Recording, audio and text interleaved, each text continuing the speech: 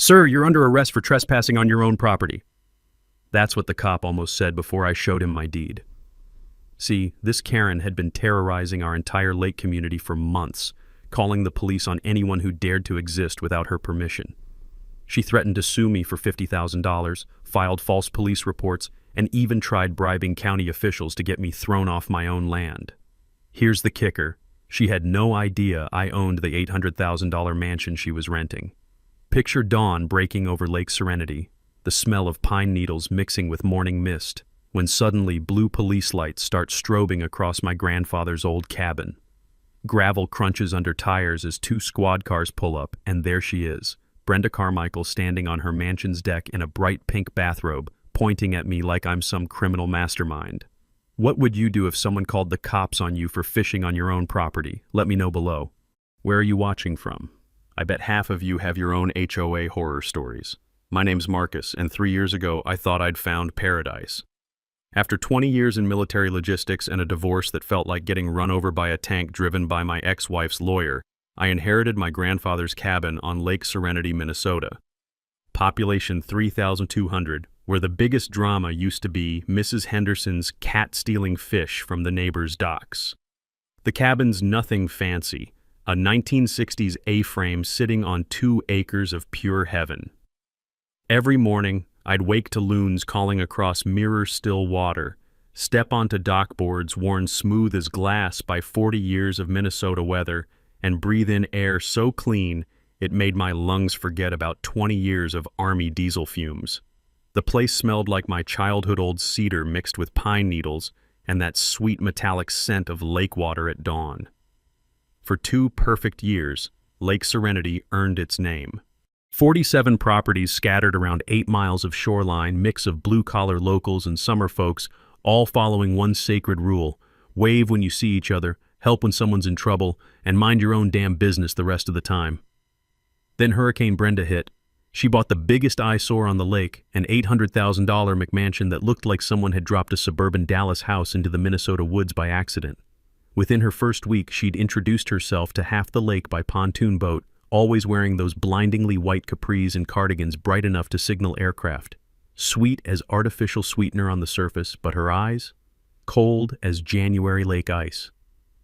The morning everything changed, I was sitting on my dock with coffee that tasted like liquid peace when I heard the low rumble of an overpowered pontoon boat cutting through the morning calm like a chainsaw through silk. "Yoo-hoo! Hello there, neighbor!" Brenda's voice carried across the water with all the warmth of a tax audit. She pulled up to my dock wearing a smile that would have made a used car salesman proud. "I'm Brenda Carmichael from the Executive Estate across the way." Executive Estate. Jesus. "I'm here on official HOA business," she announced, producing a manila folder with the theatrical flair of a game show host revealing prizes. "The Lake Serenity Homeowners Association has voted on updated aesthetic standards, and I'm afraid your rustic setup isn't meeting our community guidelines." I set my coffee mug down so hard it rang against the wooden rail like a bell. "What homeowners association?" Her plastic smile cracked just enough to show teeth. "The one that protects our property values from declining influences. That aluminum boat has got to go, and frankly, the fishing gear scattered around makes the whole area look like a bait shop exploded." My declining influence was a 1995 Lund that had caught more fish than her fancy floating living room ever would. The scattered fishing gear was my grandfather's hand-carved rod holders and a tackle box older than she was. "Lady, this property's been in my family since before you were born. There's no HOA covenant on my deed, and there sure as hell won't be."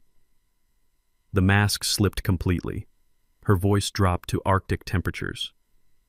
"We'll see about that, won't we, soldier boy?" She gunned that pontoon engine like she was fleeing a crime scene, sending a wake that slammed into my dock hard enough to spill my coffee. The smell of burning gas and expensive perfume lingered in the morning air like a threat, mixing with the clean pine scent until it made my stomach turn. As I watched her mansion's windows glinting in the sunrise like a predator's eyes, that old military instinct kicked in, the one that kept me alive in 3 deployments. This wasn't just some neighbor dispute. This was war. And I had the sinking feeling I'd just been drafted. 3 days later, I found an envelope taped to my front door like a parking ticket from hell. Inside was the most elaborate piece of fiction I'd seen since my ex-wife's divorce settlement demands. Lake Serenity Homeowners Association violation notice blazed across expensive letterhead in blood-red letters. Apparently, I owed them $500 for failure to maintain dock aesthetic standards and had 30 days to comply or face additional fines and potential property liens. The document looked impressive official seals, case numbers, even legal-sounding language that would make most people panic and write a check. Too bad it was worth less than the paper it was printed on, but most folks wouldn't know that. Time for some reconnaissance. The Cedar Falls courthouse basement smelled like old leather and broken dreams, where dust motes danced in fluorescent light like tiny ghosts of bureaucratic nightmares past. I'd learned during my Army days that the best intelligence always comes from the people who've been filing papers longer than you've been breathing, so I made friends with Dolores, the 70-something county clerk. "Another HOA victim, hon?" she whispered, pulling out my property file with hands that shook slightly from arthritis. "That Carmichael woman's been in here 6 times this month asking about enforcement procedures and lien authority. Between you and me, honey, she doesn't know her ass from her elbow about property law." My deed was crystal clear. No covenants, no restrictions, no HOA authority whatsoever. But here's where my old logistics training kicked in. Always check what the enemy's really doing while they're distracting you with paperwork theater. Brenda's Lake Serenity Homeowners Association existed all right incorporated 18 months ago with exactly 12 members out of 47 lake properties. In legal terms, they had about as much authority over my property as my neighbor's cat. But while cross-referencing ownership records, something made my bullshit detector start screaming. Several lakefront properties had recently transferred to Carmichael Holdings LLC. A quick online search revealed the truth. Our self-appointed HOA queen was running an unlicensed vacation rental empire, turning quiet family cabins into party houses for Twin Cities tourists. The woman lecturing me about community standards was the one actually destroying them. I remembered something my grandfather used to say. Before you fight City Hall, make sure you know who actually runs the city. Smart man. He'd also taught me that most county records are public information property ownership, business licenses, covenant restrictions, all searchable online for free. Amazing what you can learn when you actually do your homework instead of just threatening people. Armed with this intelligence, I decided to test community sentiment with some strategic social media reconnaissance. Facebook might be where brain cells go to die, but it's also where you discover who's really paying attention in your neighborhood. My post was simple. Has anyone else received violation notices from the Lake Serenity HOA? Asking for educational purposes. My phone exploded like a fireworks factory. 8 different lake residents sent private messages, each with their own Brenda horror story. She'd been systematically working around the lake like some kind of legal intimidation tornado, threatening elderly widows over bird feeders and young families over mailbox colors. Janet, a retired librarian with organizational skills that would make the CIA weep with envy, had been documenting everything in a 3-ring binder. Tom from the marina shared photos of Brenda's bounced checks and unpaid fuel bills. Even 90-year-old Florence chimed in with observations about unusual late-night activity at Brenda's supposed family rentals. I created a private group chat called Lake Serenity Truth Squad, because if you're going to fight crazy, you might as well lean into the comic book drama. That evening, my phone rang with a number I didn't recognize. Brenda's voice oozed through the speaker like honey mixed with industrial solvent. "Marcus, sweetie, I saw your adorable little Facebook post. You're making this unnecessarily difficult for yourself." "Just asking questions, Brenda. Neighborly curiosity." "Oh, honey, you really don't want to go down this road with me." Her voice dropped to that special tone women use when they're about to destroy your credit rating. "I have connections you couldn't imagine, and I will absolutely report you to the appropriate authorities for harassment and cyberbullying." The line went dead, leaving me staring at my phone and wondering what kind of connections a vacation rental scammer thought she had with local law enforcement. As evening settled over the lake, I sat on my dock, listening to the gentle percussion of waves against weathered wood, breathing in air that still smelled like freedom and fish fry.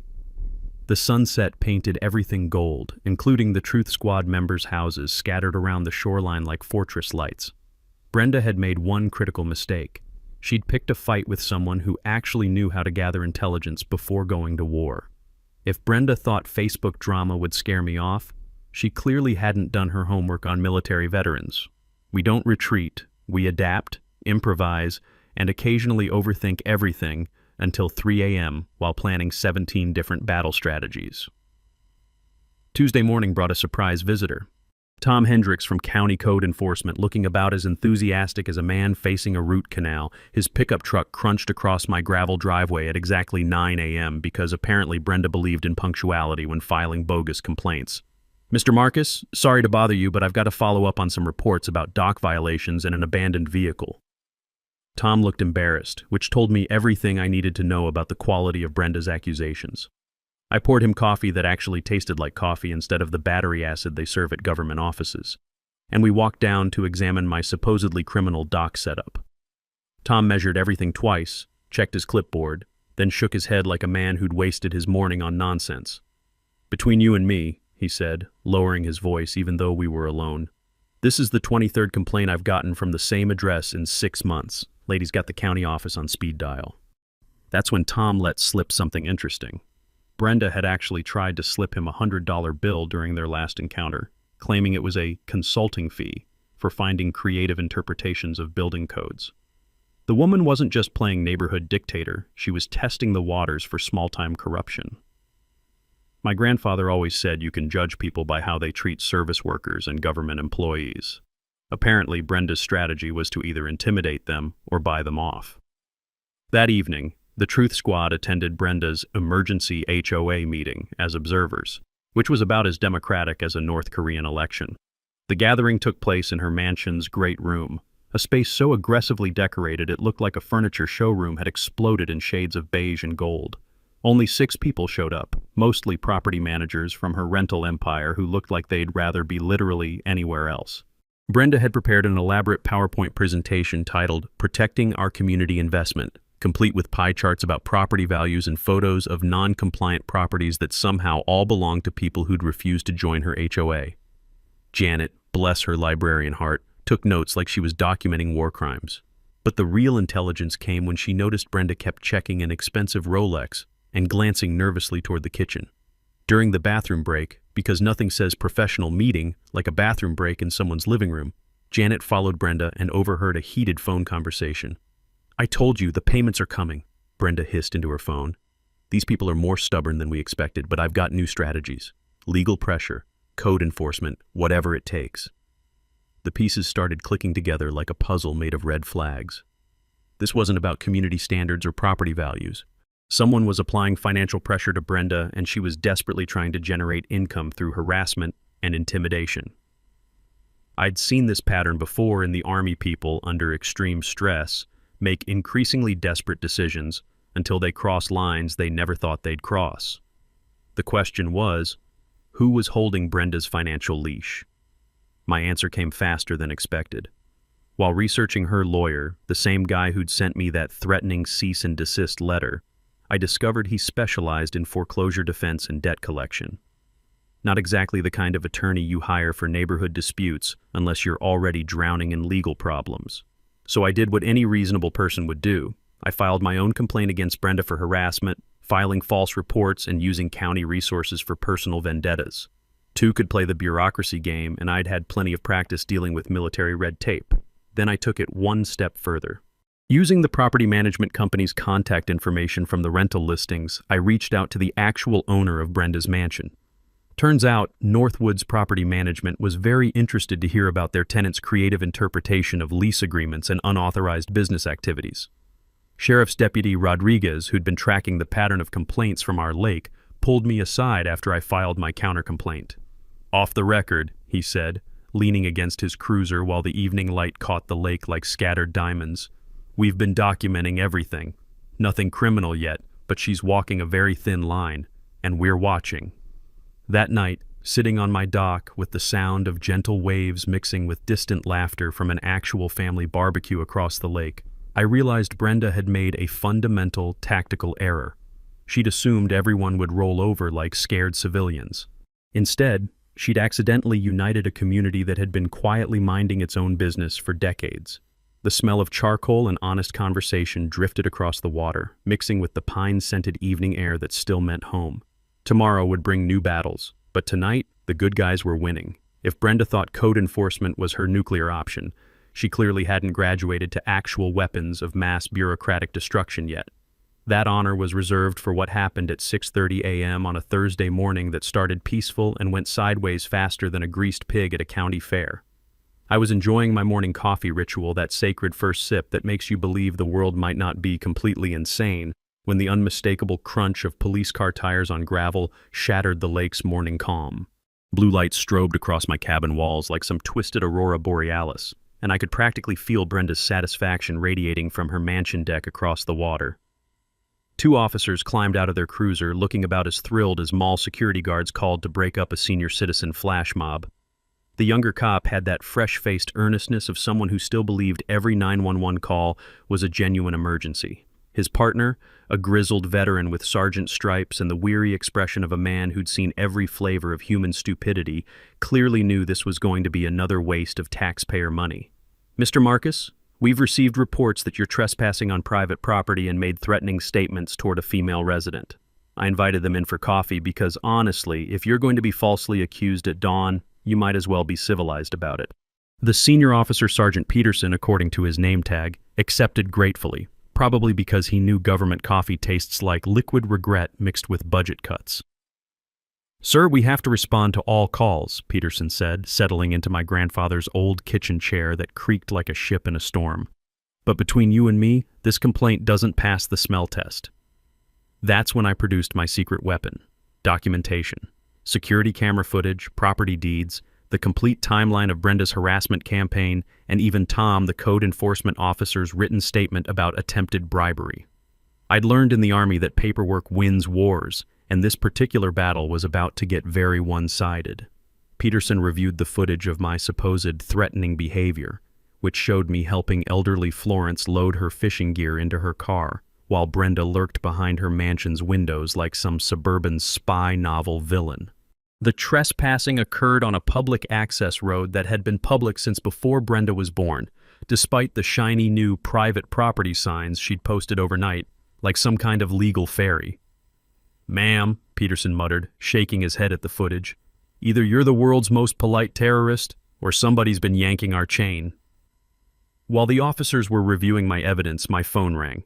Dave Morrison, a private investigator who moonlighted at the local tackle shop and looked like he could arm wrestle a bear, had finished the background check I'd commissioned. What he'd discovered would have made a soap opera writer weep with envy. Brenda Carmichael owed $47,000 in unpaid HOA fees from her previous community in Minneapolis.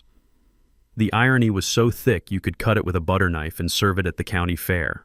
She'd been sued by that HOA and lost, which explained her intimate knowledge of legal intimidation tactics.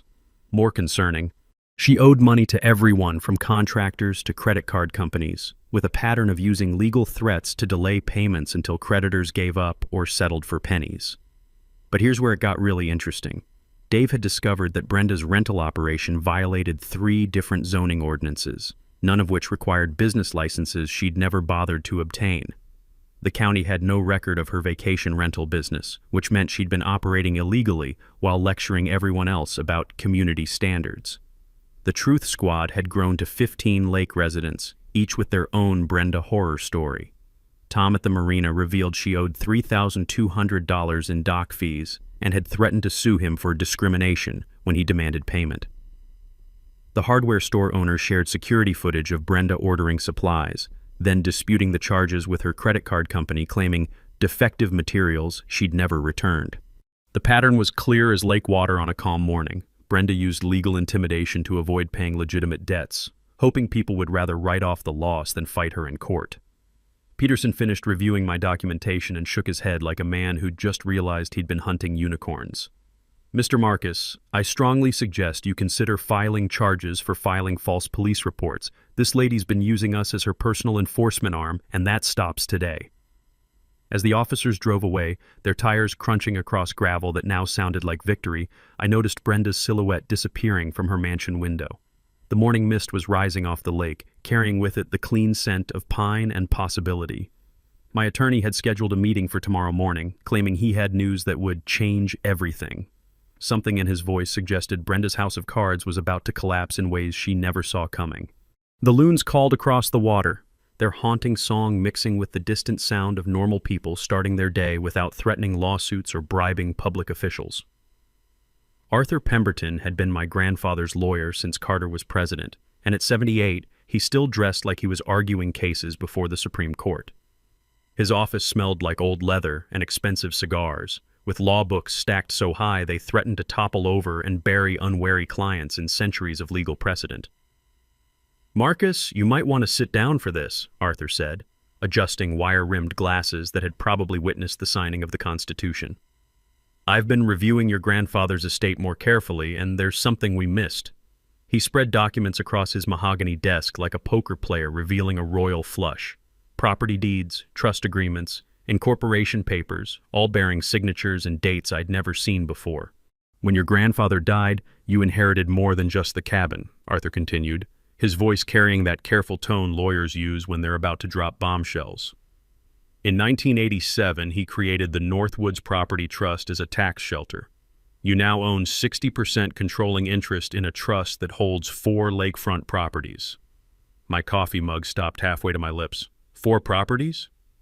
Including the $800,000 mansion currently occupied by one Brenda Carmichael. The words hit me like a slap with a wet fish. I'd been fighting my own tenant without knowing it. For 3 years, Brenda had been paying rent to a property management company that deposited her payments into an account I never knew existed.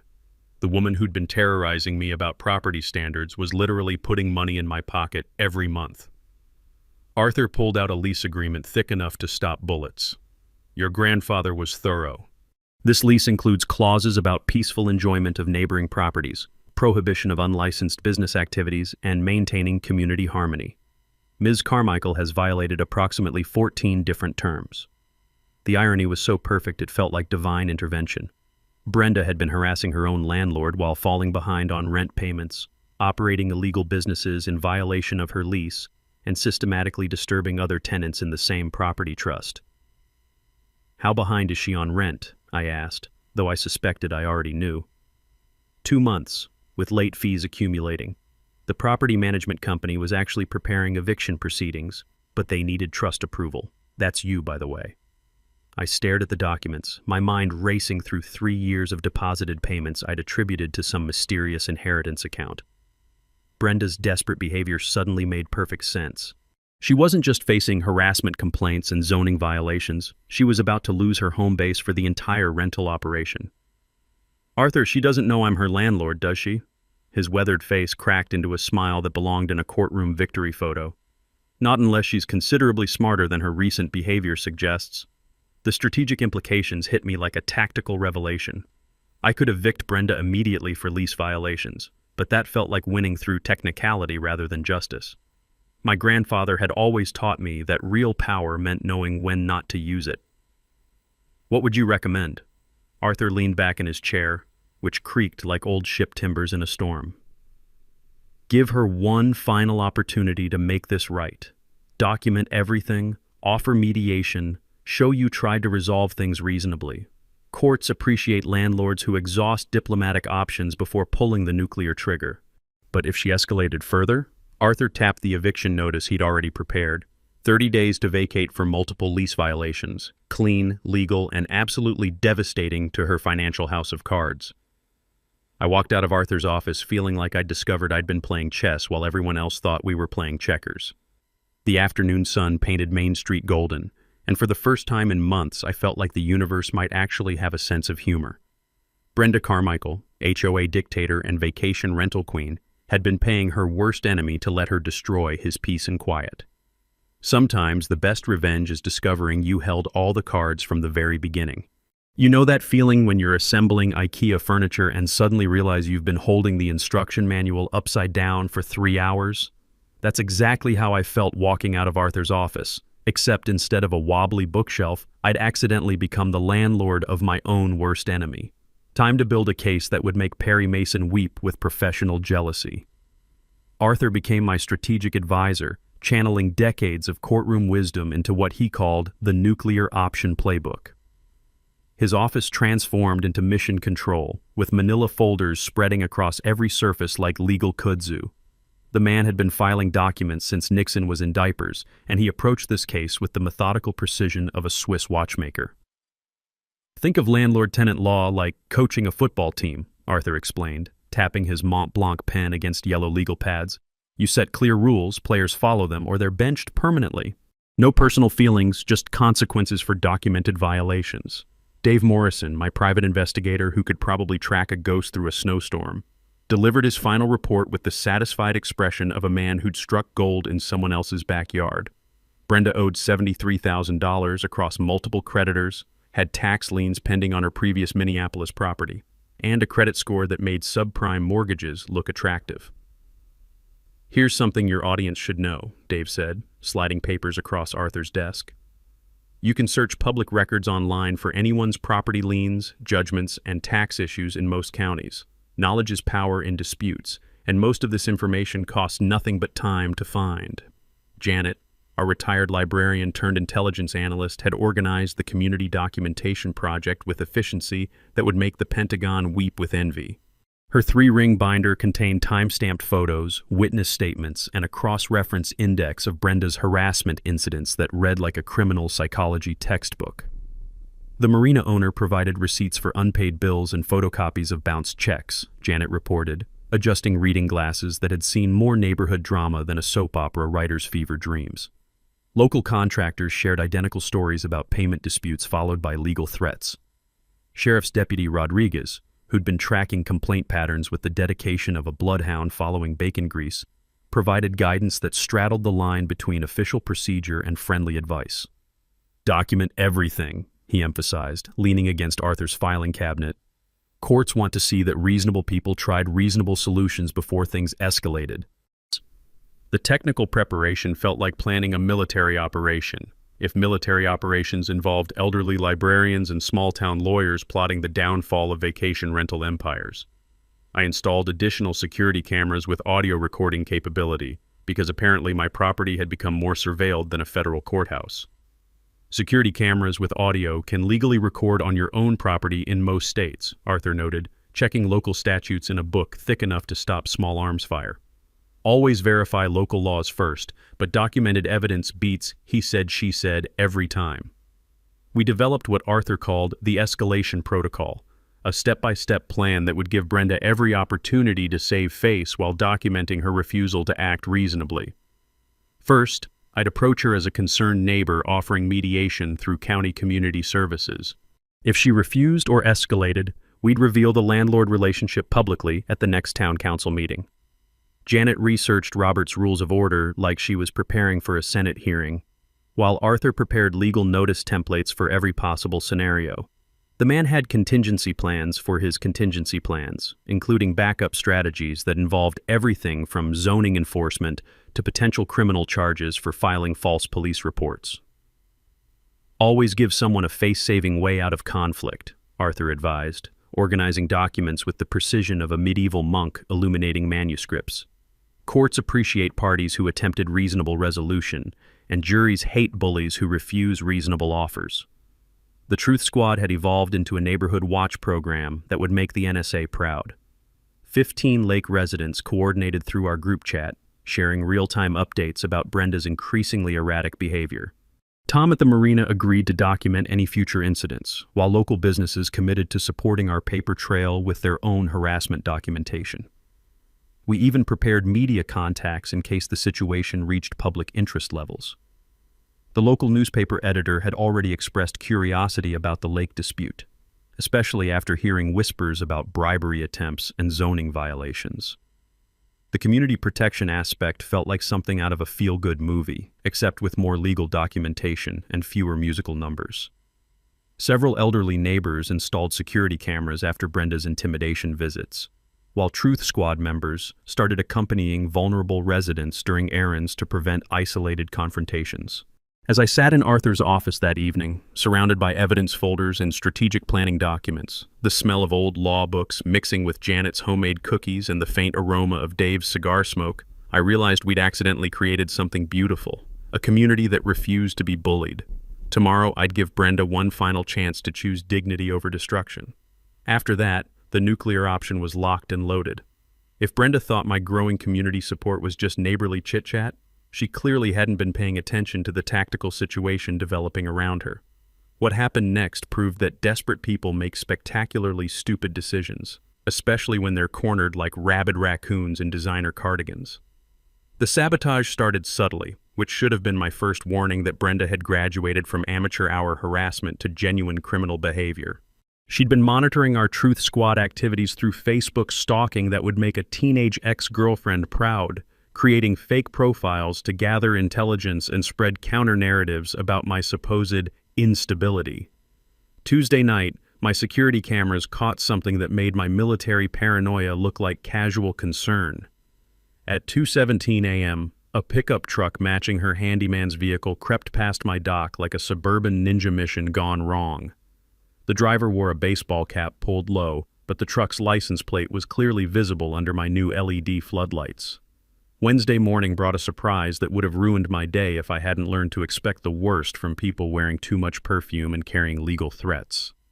My fishing boat was sitting half submerged at the dock, looking like a maritime crime scene. The drain plug had been removed with surgical precision, not loose, not damaged, just gone. $2,800 in water damage to the motor and electronics, plus tackle gear that had been in my family longer than Brenda had been alive. The smell of lake water mixed with oil and gasoline created an aromatic cocktail that screamed insurance claim and criminal charges. But here's where Brenda's desperation revealed her fundamental misunderstanding of how evidence works in the 21st century. My security cameras had captured everything in glorious high-definition detail, complete with audio of her handyman muttering about crazy lady jobs while he worked. I filed the police report with the methodical precision of someone who'd been documenting harassment for months. Sheriff's Deputy Rodriguez arrived within an hour, took one look at the video evidence, and shook his head like a man watching taxpayer money circle the drain. "This crossed a line," Rodriguez said, examining the deliberately removed drain plug. "Property damage is a felony if it exceeds $1,000, and your electronics alone put this in serious criminal territory." While I was dealing with insurance adjusters and marine mechanics, Brenda was apparently having her own version of a nervous breakdown across the lake. Truth Squad members reported increasingly erratic behavior that made her previous harassment look like polite conversation. She'd started approaching elderly neighbors with the subtlety of a door-to-door cult recruiter, demanding they choose sides in what she called the lake war. Florence, bless her 90-year-old heart, told Brenda exactly where she could stick her loyalty demands, using language that would make a sailor blush and a Sunday school teacher take notes. Tom at the marina finally banned Brenda from the fuel dock after she screamed at a teenage employee about conspiracy pricing and discrimination against successful businesswomen. The kid was making $8 an hour and probably couldn't spell conspiracy, much less orchestrate one against vacation rental queens. The grocery store incident became local legend within 24 hours. Brenda had a complete meltdown at the checkout line, accusing the cashier of overcharging her and demanding to speak to corporate headquarters about systematic harassment of professional women. The manager, a patient woman who dealt with everything from coupon fraud to holiday shopping madness, asked Brenda to leave after she started filming other customers while shouting about witnesses to discrimination.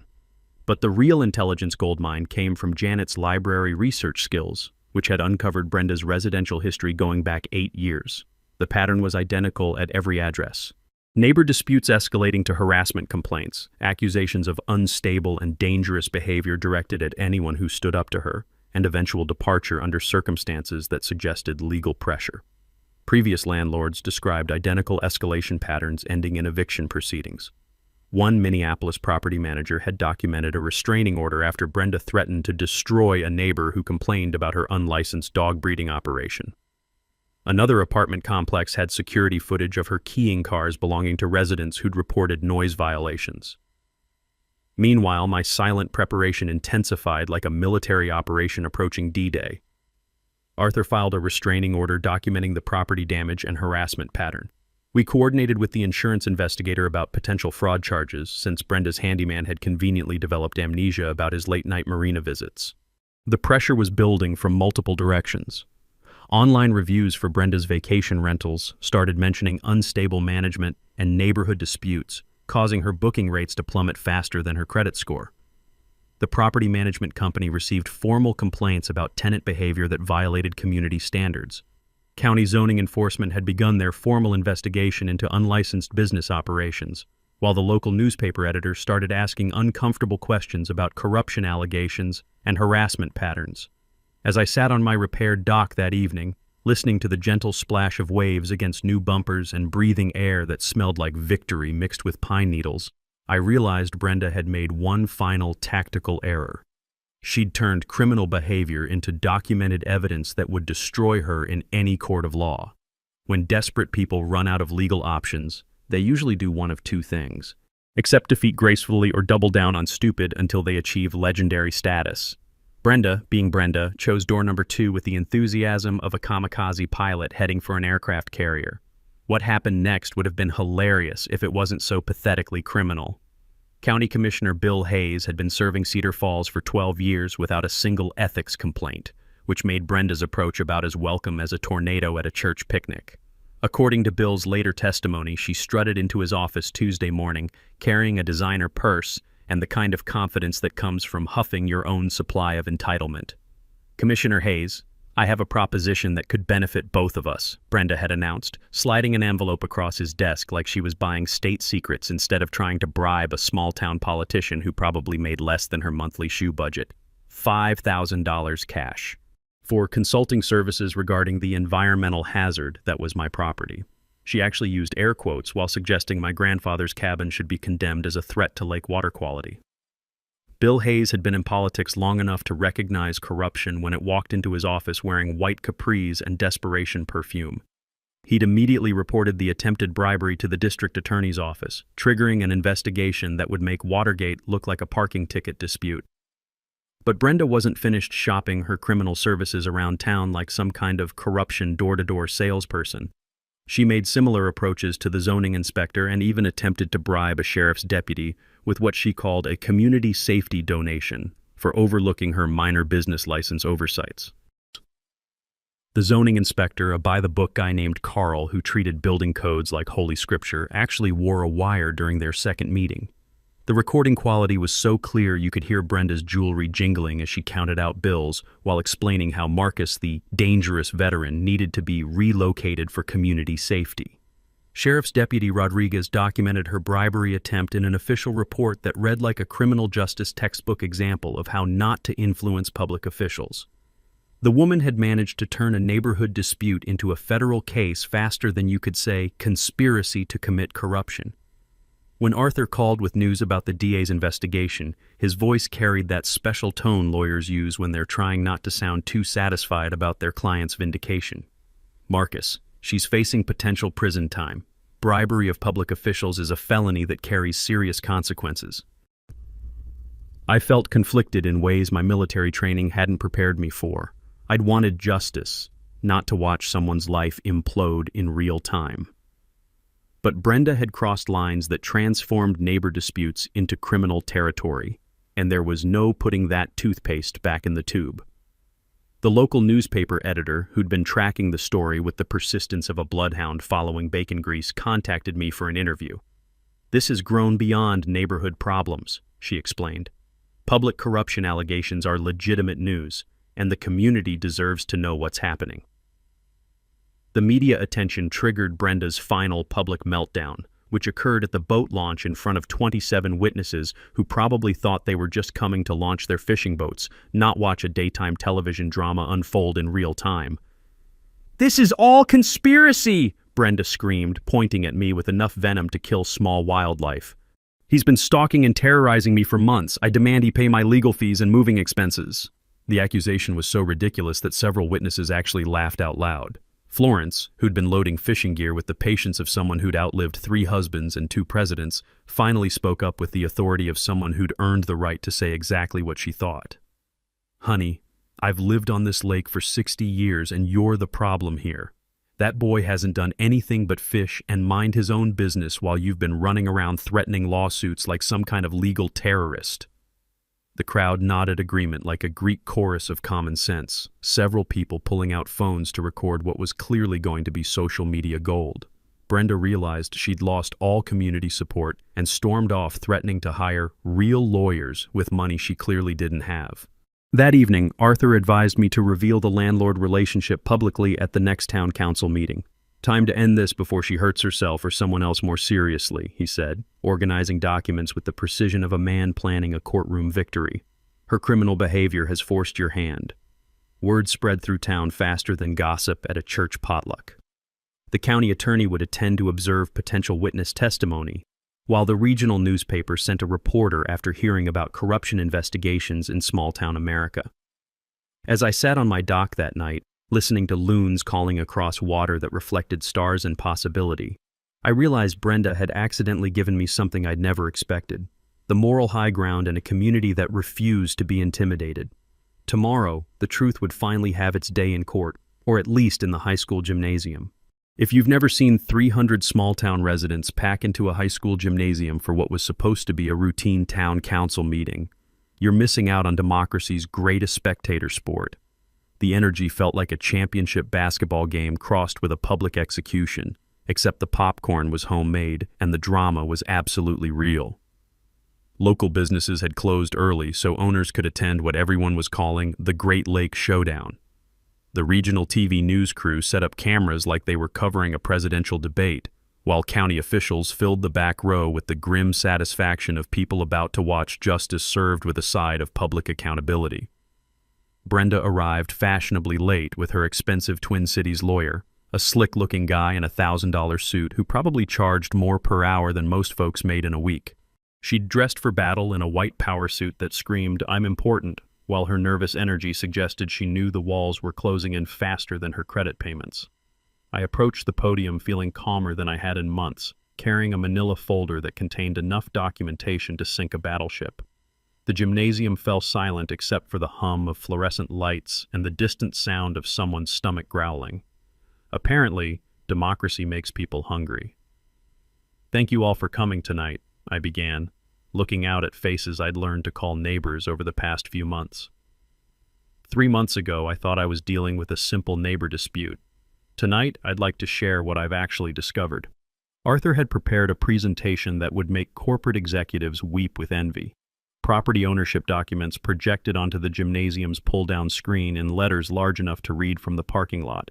The audience gasped in unison when the truth became clear, a sound like 300 people simultaneously realizing they'd been watching a magic trick performed in reverse. "Ladies and gentlemen, I've been Brenda Carmichael's landlord for the past 3 years without knowing it." The gymnasium erupted like a stadium after a game-winning touchdown. Applause, laughter, and more than a few "I knew it" shouts echoed off the basketball hoops while Brenda's face went through more color changes than a mood ring in a microwave. Arthur's timeline of lease violations played out like a greatest hits collection of tenant nightmares. Security camera footage of the boat sabotage drew actual boos from the audience, while audio recordings of bribery attempts made the county attorney sit up straighter and start taking notes that looked suspiciously like arrest warrants. Brenda's lawyer attempted damage control with the desperation of someone trying to plug a dam with chewing gum. My client was unaware of the ownership structure and acted in good faith to protect community standards. The audience's laughter was so loud it probably registered on seismic equipment in neighboring counties. Florence, sitting in the front row with the confidence of someone who'd earned the right to speak truth to power, shouted, "Good faith, my ass!" loud enough to make the pastor cover his ears and the newspaper reporter scribble frantically.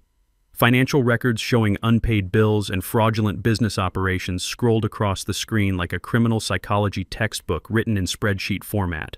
Local business owners openly discussed Brenda's creative payment avoidance strategies, while Tom from the marina held up photocopies of bounced checks like evidence in a fraud trial. That's when I delivered the line I'd been practicing in my bathroom mirror for 3 days. "Ms. Carmichael, I offered you respect as a neighbor and reasonable discussion as a community member. You chose intimidation, harassment, and criminal behavior instead." I held up the official eviction notice, crisp and legal and absolutely devastating. "As your landlord, I'm giving you 30 days notice to vacate for multiple lease violations. This could have been handled privately and respectfully." The standing ovation lasted so long I thought the fire marshal might issue noise violations. Florence led the applause like a conductor directing the world's most enthusiastic orchestra, while several Truth Squad members wiped away tears that might have been joy or relief or both. Brenda stood up with the dramatic flair of someone who'd clearly been practicing courtroom scenes in her own bathroom mirror. "This is all lies and conspiracy," she shouted, pointing at me with enough venom to poison a small lake. "He's bought off law enforcement and the media. This is harassment and discrimination." Sheriff's Deputy Rodriguez moved closer as Brenda's voice escalated beyond indoor conversation levels. Her lawyer physically restrained her from approaching the podium, probably saving her from additional criminal charges involving public disturbance and potential assault. The TV reporter interviewed me afterward with questions that felt like softballs pitched by a sympathetic grandmother. "What message do you have for other people dealing with HOA abuse? Document everything, know your rights, and remember that bullies only win when good people stay silent." The next day's newspaper headline read, "Lake Dispute Exposes Bribery Scheme," and suddenly our little neighborhood drama became a cautionary tale about power, corruption, and the importance of reading your property deeds carefully. As the crowd dispersed that night, chattering like excited teenagers after a concert, I realized we'd accidentally created something beautiful. A community that refused to be intimidated by anyone, no matter how loudly they screamed about their importance. Brenda vanished from Lake Serenity faster than a bad check bounces, packing her designer luggage and wounded pride into a U-Haul headed for Florida within 14 days. She left behind a forwarding address that probably wouldn't last 6 months and property damage that looked like a fraternity house after spring break. The criminal case wrapped up with small-town efficiency. Brenda accepted a plea deal for probation and 200 hours of community service, ironic punishment for someone who'd spent months terrorizing her actual community. Her expensive lawyer probably charged more for the plea negotiation than most folks make in a year, but at least justice got served with a side of financial consequences. I never planned on becoming Cedar Falls' accidental community organizer, but apparently defending your fishing rights makes you qualified for leadership positions you never wanted. The Lake Serenity Advisory Committee evolved from our Truth Squad naturally, establishing reasonable community standards without the fascist tendencies that plague traditional HOAs. We partnered with county environmental agencies on lake conservation, created a neighborhood watch program that focused on actual crime instead of unauthorized bird feeders, and established mediation services for disputes that didn't require lawyers or criminal investigations. The real magic happened when I discovered how to invest 3 years of surprise rental income. The Lake Serenity Community Scholarship Fund started with a revolutionary concept: reward local kids who understood community service instead of community harassment. Every spring, we award scholarships to students pursuing environmental science, law, or public service careers. Our annual fundraiser has become Cedar Falls' premier social event, featuring fish fry that tastes like heaven, live bluegrass music, and storytelling contests where neighbors share Remember Brenda tales with the affection usually reserved for survived natural disasters. Florence won last year's competition with her Oscar-worthy reenactment of telling Brenda exactly where to stick her loyalty demands, complete with gestures that made volunteer firefighters blush and inspired the Methodist minister's sermon about righteous anger serving divine justice. Personal healing arrived like Minnesota spring, slowly, then suddenly, bringing life back to places I'd forgotten could bloom. The peace I'd originally sought came with unexpected bonuses: genuine friendships forged in the fires of community resistance, and neighbors who'd proven they'd stand together when bullies tried to divide them. Janet and I started dating around Christmas, bonding over shared appreciation for proper documentation and her remarkable talent for organizing neighborhood revolutions.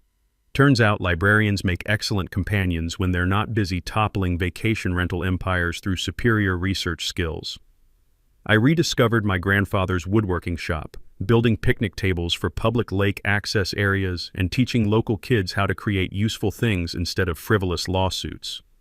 There's profound satisfaction in making something beautiful from raw materials, especially after months dealing with people who created chaos from pure entitlement. Our lake conservation project became a statewide model for community environmental stewardship. Weekend cleanup days remove invasive species while elementary students monitor water quality and learn that protecting nature requires cooperation, not litigation. State agencies now showcase Lake Serenity as proof that communities accomplish remarkable things when they work together. 3 battle-tested lessons every homeowner needs. First, research deed restrictions before buying property. Most HOA requirements are unenforceable fantasies created by people with law degrees from Google University. Second, public record searches reveal anyone's liens, judgments, and business licenses through county websites for free knowledge trumps intimidation every time. Third, security cameras and documentation defeat harassment better than any lawyer, so invest in quality equipment and understand local recording laws. Media coverage transformed our neighborhood drama into inspiration for communities nationwide fighting HOA tyranny. I've appeared on property rights podcasts, spoken at municipal meetings about harassment prevention, and somehow became the unlikely champion for citizens refusing to surrender to bureaucratic bullying. Last week, Janet mentioned her sister's battle with predatory towing companies targeting vulnerable drivers in Duluth.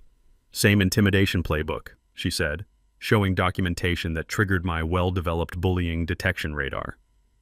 Interesting, I replied, savoring morning coffee that tasted like victory and possibility. Dave Morrison's investigative services are still available. This morning, watching sunrise paint Lake Serenity golden while loons call across peaceful water, I hear grandfather's wisdom echoing across time. Sometimes standing up for yourself means standing up for everybody. The smell of pine needles mixes with fresh coffee and the promise of another day in a community that learned to fight back against those who mistake authority for permission to abuse others. If you've survived your own HOA nightmare, share your story in the comments below. Together we can help others fight these battles and win. And if you enjoyed watching justice triumph over entitlement with a healthy serving of poetic karma, smash that subscribe button and hit the notification bell for HOA stories, where ordinary people refuse to let neighborhood tyrants destroy their peace. Thanks for hanging out with us on HOA Stories, where the HOA Karens meet their match. If this story had you cheering or cringing, go ahead and like the video, drop a comment with your reaction, and hit subscribe so you're ready for the next wild HOA tale.